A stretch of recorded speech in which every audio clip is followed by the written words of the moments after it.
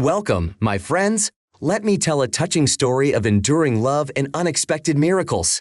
These miracles happen when a kind soul opens their heart. Enjoy the story. Lakeville, Ohio, was normally a quiet town. But on that fateful morning, the world was shattered by a frightening scene. "No, please, I don't want to go," 7-year-old Karina cried. Tears streamed down her face as she struggled against Ms. Hannigan's iron grip. She was a stern, angular woman trying to push her into a waiting car. "Enough of this nonsense," Ms. Hannigan bellowed. Her patience was wearing thin. "Get in the car immediately, or I'll make you do it, you ungrateful child." Karina knew it was hopeless to resist. Her grandmother, the only family she had ever known, had died suddenly just a few days ago. She had nowhere else to go. Karina was sent to live in a girls' home overlooking the lake. It was a dingy orphanage on the outskirts of town. "I won't stay there forever," Karina swore to herself under her breath. She reluctantly got into the car. "Someday I'll find a real family. Someday I'll escape this horrible place." As the car drove away, the neighbors began to gather. They shook their heads disapprovingly. "Treating a child like that, and so soon after she lost her dear grandmother, it's shameful," Mr. Eason and the others agreed. "Seriously, no good can come of it. The poor girl deserves better," resented many of them. Miss Hannigan pondered from the passenger seat as the car raced down the dusty, strange road, leaving Lakeville far behind. "After all I do for these poor kids, these simpletons from the city dare to criticize me," she pondered in the back seat. Karina squeezed her eyes shut and pretended to be asleep. She didn't want to incur Miss Hannigan's wrath. Behind closed eyelids, memories of happier times flashed through her mind. Karina recalled warm summer days spent in her grandmother's cozy cottage. The smell of freshly baked cookies wafted from the kitchen. She thought of cool autumn evenings curled up by the fireplace as her grandmother read her favorite fairy tales. The books, twinkling lights, and tinsel of Christmas morning had made her giggle as she and Grandma exchanged lovingly wrapped gifts. But now it was all gone, swept away in an instant along with her grandmother's life. Karina felt the sting of tears, the pain of loneliness and loss again. Would she ever smile again in a world without her grandmother's love? As if sensing her pain, the driver of the car, a stocky man with a kind face, caught Karina's gaze in the rearview mirror. He looked at her sympathetically before quickly returning his gaze to the road ahead. Karina didn't know it at the time, but this driver, Bob Hartley, would soon change the course of her life forever. A short while later, the car arrived at its destination. Karina opened her eyes and felt her heart sink. In front of her, the girls' home overlooking the lake loomed like a ramshackle brick building against the gray October sky, reminiscent of something out of a ghost story. Barren trees lined the winding gravel path. Their skeletal branches scratched the dull clouds overhead. Miss Hannigan pushed Karina out of the car up the steps and through the heavy wooden doors of the shelter. "Welcome to your new home," she said emphatically as the doors creaked open with a sound like that of a crypt slamming shut. But as Karina stepped into the darkness of the shelter's lobby to begin her new life, she felt a sudden secret thrill of hopeful defiance. Because there, pressed against her collarbone, hidden beneath her coat, was an unexpected gift. A dainty pendant necklace had been discreetly slipped into her palm by Bob the driver. As Karina got out of the car, Bob whispered to her for good luck with a wink. "It was meant for my daughter Emma, but I think you need it more. Stay strong, little miss. Things will get better, you'll see." Karina didn't fully understand the meaning of the pendant at that moment, but clutched it tightly anyway. She drew courage from its fragile weight, a secret talisman of hope against the dark days ahead. "How could they fire you, Bob?" exclaimed Faith heartily when her husband walked through the door of their modest home that evening. His shoulders slumped in defeat. "You're the most reliable driver they've ever had." Bob sighed and shook his head sullenly. "That shrew Hannigan filed a complaint against me for criticizing the way she treated that little girl. Said I was insubordinate. I tried to explain something to the leadership, but they wouldn't hear it." Faith walked over to him and took his rough hands in hers, offering support. Times were hard for the young couple. They were already barely making ends meet on Bob's income as there was a mortgage to pay. Their developing 8-year-old daughter Emma was also demanding attention, and Faith had recently begun to suspect that another child might soon be on the way. "We'll get through this, darling. You'll find another job. Don't let that horrible woman get you down," Vera consoled. You did the decent thing by standing up for that poor kid. I'm proud of you." Bob pulled her into a grateful embrace, finding comfort in her steadfast love. But silently and anxiously, his thoughts swirled about how he would keep a roof over their heads until he was hired somewhere else. Winter was approaching. What if the next child was born before he had a steady paycheck again? Would his family eventually be safe? Days turned into weeks. As Bob scoured the city looking for work, every lead ended in a dead end. Doors slammed in his face one after another. Despair began to creep into the heart of the family. Despite Vera's determined welcome and Emma's innocent faith in her father, even Bob's usually unwavering optimism began to fade. However, a burst of hope came in the form of an unexpected visit from his old schoolmate, Mike. One windy afternoon, Mike, a longtime railroad engineer, heard of Bob's troubles, and then he came with a tempting offer. "Look, Bob, I know you've had a hard time," Mike gravely said, leaning over the kitchen table. Faith poured the men's strong coffee. "But it just so happens that I may have a solution if you're game." "I'll take anything at this point," Bob replied tiredly. Mike continued, "The Lynn Railroad is trying hard to keep conductors on the Millfield route. It's an overnight trip, transporting miners and factory workers between shifts." He explained that it's a solid paycheck, but a very heavy crowd, especially after a long day of work. The last few conductors couldn't handle it and quit within a month. "But Bob, you get along with people in a real gentlemanly way. I think you can handle these workers," Mike added. Bob stroked his chin thoughtfully. He had to admit that the offer was tempting with good pay for honest labor. Hadn't he always admired the romance and courage of the railroads? But then he thought of Karina and the way she looked at him with such trust when he'd slipped her Emma's pendant. Could he really spend nights away from his family, face to face with the men Mike had described as reckless? Could his wife and daughter really need him? He looked questioningly at Vera. To his surprise, she smiled and nodded approvingly. As Bob was talking to Mike, his young daughter Emma came into the kitchen and hugged his leg. She blinked at him guiltily. "Daddy, did you get a job? Are you going to drive a train?" At that moment, buoyed by his wife's blessing and the admiration in his daughter's eyes, Bob realized his path was set. He turned to Mike and held out his hand. "Just tell me when to start," he said firmly. The night air was cool and clear as Bob stood on the open back platform of the passenger car, surveying the railroad tracks stretching behind the train like two silver ribbons in the moonlight. His first shift as conductor on the Millfield route was going smoothly, thanks in no small part to Mike's advice on managing the miners and factory workers who rode the line. Suddenly, there was a commotion from the interior of the car. Angry shouts and the noise of fiddling alarmed Bob. Bob rushed back and found a group of agitated passengers gathered around one of the benches. "Step aside, please," he commanded, pushing his way through the crowd. His shock increased when he saw that on the bench in the center of the commotion sat a small trembling figure, a girl in a tattered coat with long disheveled hair and frightened eyes. Bob recognized her at once. His heart froze in his chest. "Karina!" He sighed incredulously. At the sound of his voice, Karina raised her head and blinked in surprise, looking at him. "Mr. Bob, is that really you?" The sturdy miner standing nearby jabbed a finger at Karina. "I found her hiding in the trunk," he growled, probably trying to hide. "Wait a minute," Bob interjected, standing sternly between Karina and the angry crowd. "I wouldn't treat it that way, so everyone can cool down and let the girl explain herself." The passengers reluctantly backed away as Bob knelt down to Karina's level and smiled encouragingly at her. "It's all right, dear, you're safe now," he reassured her. "Can you tell me what you're doing here? Why aren't you at the shelter?" he asked.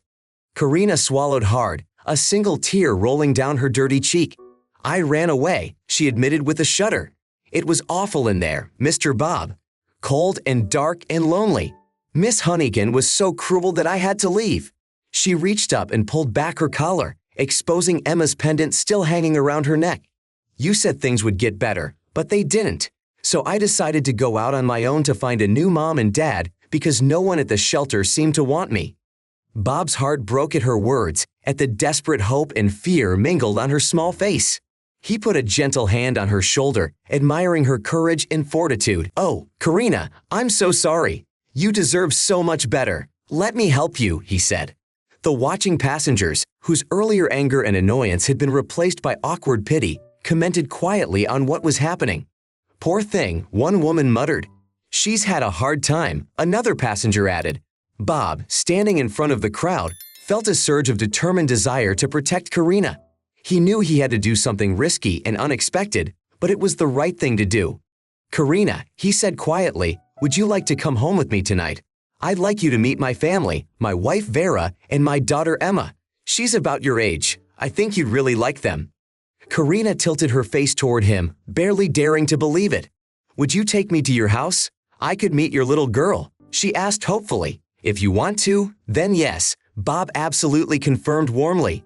Slowly, Karina reached out a small, uncertain hand to grab his. A fragile smile ran across her face. Yes, she whispered. Yes, please.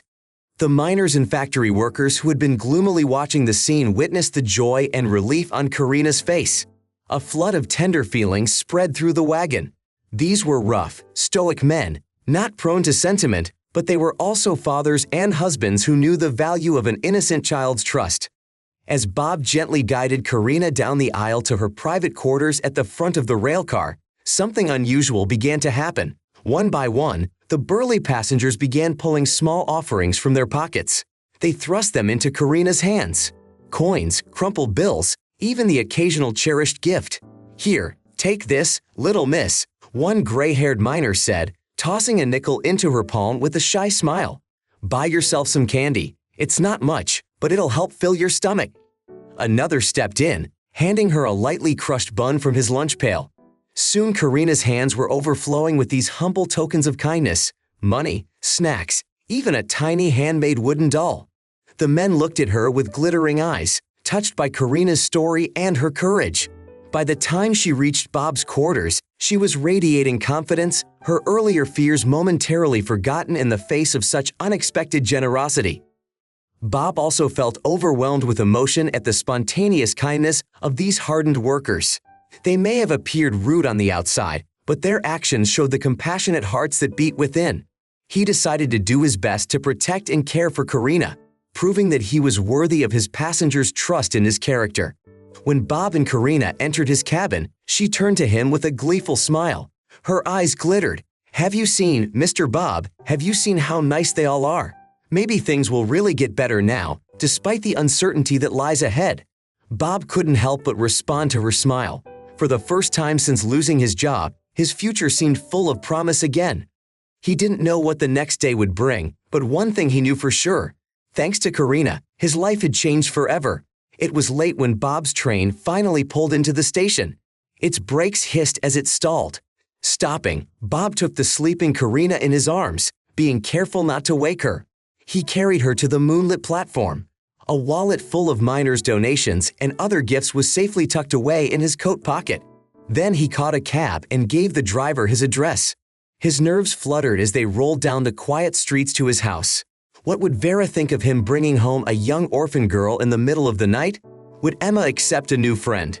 He prayed that his family would understand his intentions. The lamp was still burning in the front window when the cab pulled up in front of his house. Faith must have been waiting for him. Strengthening his resolve, Bob carefully pulled Karina out and paid the driver. Then he walked up the worn wooden steps to his front door. Shifting Karina to one arm to turn the knob, he stepped inside. Vera came out of the kitchen, wiping her hands on her apron. Her eyes widened at the sight of the baby cuddled against his chest. Bob, she began, but then recognition flashed in her eyes. It's Karina, he confirmed quietly. The little girl from the orphanage. She ran away and hid in my train. I couldn't just leave her behind. To his immense relief, the expression on Vera's face was replaced with gentle concern. She reached over and gently stroked Karina's hair. Of course you couldn't, poor little sheep. She must have been so frightened, so desperate to escape. At that moment, Emma appeared at the top of the stairs, wiping her sleepy eyes. She gasped when she saw Karina. Daddy, is she the girl you told us about? Bob smiled encouragingly at his daughter. Yes, my little one, that's Karina. She's had a very hard time and she needs somewhere safe to stay for a while. I thought we could help her. Would you like to? Emma practically flew down the stairs in her excitement. Yes, Daddy, yes, she squealed, twirling around Bob to get a better look at Karina's face. I always wanted a sister so we could live in my room and play dolls and braid each other's hair. Emma chattered vigorously. Her happy chatter finally woke Karina, who blinked sleepily and straightened up in Bob's arms. She looked up in surprise at Emma's radiant face, then at Vera's kind face. A small, reassuring smile touched her lips. "Is that you, Mr. Bob's family?" she asked quietly. "It is indeed us," Vera confirmed warmly. "I'm Faith, and this little ball of energy is Emma. We're very happy to see you, Karina." Vera continued, "We've heard such good things about you from Bob. Welcome to our home." Karina shyly lowered her head, struck by the sincere love in Vera's voice. She couldn't remember the last time she had felt such instant concern from almost strangers. Tears came to her eyes, and she impulsively wrapped her arms around Vera's waist in a tight hug. Vera made a quiet, sympathetic sound and returned the hug, rubbing Karina's back soothingly. "There you go, darling, you're safe. We'll be fine here," she reassured her. Emma clapped her hands together happily. "Oh, can Karina stay in my room tonight, Mom? Can we make her a bed on the floor? We can have a pajama party." Bob smiled at his daughter's enthusiasm. "I think that's a good idea, little duck. Why don't you run out and get some spare blankets and pillows for our guest?" He agreed. Emma was already enthusiastically running up the stairs to prepare a place for Karina. Faith brushed Karina's hair back and smiled at her. "Are you hungry, dear? I have some soup. I can heat it up for you. And I'm sure I can find Emma's old nightgown for you to sleep in." Tears came to Karina's eyes again at the slight kindness, but for the first time in her life, they were tears of happiness. She snuggled closer to Faith, nodding. Faith looked at Bob over Karina's head, her own eyes glistening with emotion. In that silent gaze, feelings passed between husband and wife, feelings not expressed in words. A shared sense of purpose and abiding love united them. In a matter of hours, their family and home expanded to accommodate a child in need. It meant sacrifice, both in work and time that Faith could devote to other endeavors. But in that moment, looking at Karina's dark curls and Emma's excited smile as she dragged a pile of bedding down the stairs, Bob and Faith were absolutely certain it was the right path. Karina had burst into their lives like a small miracle, and now that they had found her, they weren't going to let her go. Karina was already fast asleep, tucked into the blankets on Emma's worn-out bed. The evening brought the warmth of dinner, a hot bath, and Emma's lively chatter. Karina was dressed in Emma's nightgown, her pendant hanging securely around her neck. Her tattered clothes had been taken away by Vera to be washed. Emma had finally fallen asleep too, after receiving a solemn promise from Bob that Karina could stay not only that night, but the next day to play more. Bob and Faith sat together on the edge of the bed and talked in quiet voices, trying not to wake the sleeping girls. "Bob, I've been thinking about Karina," Faith began, slowly talking about how Emma had already grown attached to her, and how Karina must have been overwhelmed with grief since she ran away like that and hid on the train to get away from the orphanage. "I know," Bob sighed heavily. "It kills me to think of sending her back there. You haven't seen the place, Faith. She was miserable, scared, desperate for a loving family. I just can't bear it." "I want to adopt her," Faith said quietly. Bob looked up, his eyes widening in surprise. "Are you serious?" he asked. Faith nodded with a determined expression on her face. "I've made up my mind. I know it's sudden. I know we'll have to save even more. But we have so much love to give. We give Emma so much love, and Karina needs love too. She needs parents, a home. We could be her home," she said, putting a hand on her still flat stomach. "We've already talked about another child. Why couldn't that child be Karina? Why couldn't she be our daughter?" Bob stared at her, overcoming his own doubts, barely daring to hope he'd gotten it right. Then, slowly, a smile of pure admiration spread across his face. He took Vera's hand from her belly and brought it to his lips, kissing it respectfully. "My darling, my amazing, generous, glorious wife. You have, as always, read my mind and my heart," he declared enthusiastically. "I was about to suggest the same thing." Vera's eyes shone with unshed tears as she smiled. Bob drew her to him in a tumultuous embrace. Overwhelmed with emotion, he imagined the future that now seemed possible. Emma and Karina played together, studied together, grew up side by side like true sisters. Their family of three had forever expanded to four, bound by the unbreakable bonds of love. Later, as they snuggled under the covers, Bob wrapped his arm around his wife's waist and nuzzled his nose into her pink hair, marveling at her strength, her boundless compassion. He was still unemployed, and the future was still uncertain, but now, he had faith and two precious daughters by his side, worth fighting for. He felt full of energy, filled with purpose. He would give his family the life they deserved, would love them with every last drop of will in his body. Starting with Karina, starting now, 2 months later, bringing this brave little orphan into the sanctuary of his hearts and home forever. Bob stood beside Vera and Emma outside the Lakeville courthouse, squinting against the bright winter sun. They were awaiting the arrival of the car that symbolized a new chapter in their lives, bringing in a new member of their family. The weeks leading up to this moment had been filled with a flurry of activity. Bob had cemented his position at the railroad, thanks to Mike's unwavering faith in his abilities. Faith and Emma were preparing the house for Karina's arrival, and together they were all moving through the often confusing adoption process. There were moments of doubt and frustration, but they persisted and kept fighting to finally accept Karina into their hearts. Finally, the day came when the adoption was approved. The final papers were signed by Ms. Hannigan. For Vera, this was a particularly satisfying turn of events. The tires of the car crunched on the gravel, bringing Bob back to the present. The car came to a stop, and the rear passenger door swung open. Shine black shoes appeared, followed by the hem of a new green wool coat. As their mistress slid from the seat, Karina darted across the sidewalk and flew into the waiting arms of her new family. She laughed and cried at the same time, exclaiming, "Mommy, Daddy, Emma."